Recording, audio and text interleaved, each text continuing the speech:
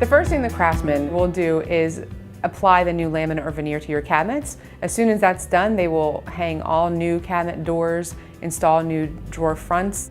If there's new drawer boxes, we'd be installing the new hardware and putting them into the cabinets. We put the new doors up using our hidden hinges, which are great. You know, they work 6-way adjustment, so it allows us to adjust the doors nicely. And then of course any new handles or knobs, as well as any finished accessories and trim moldings.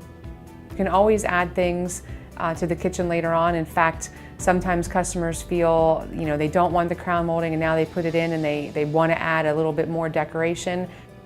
Oh, absolutely. We can always add products at a later time. That's another function of our warranty service department. We're happy to add anything onto a kitchen at any point. The only thing that I would add if you're adding something after the first day of installation is that some materials carry a lengthier timeline as far as its availability. So it might not be done in conjunction with the initial job, but we do try to get all of our products as quickly as possible and try to get that done in a timely manner. The warranty is gone over at the time of presentation, but we do have a warranty service team that would be happy to answer any questions or concerns regarding the warranty that you have for your kitchen.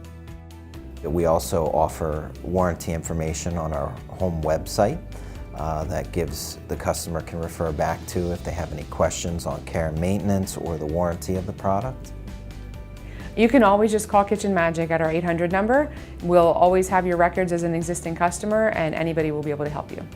Quite often we've had repeat customers where we've done their kitchen 10, 15, 20 years ago and they still love the kitchen, but it's gotten outdated and they just want a new look. So that's why we know that it's a very durable process.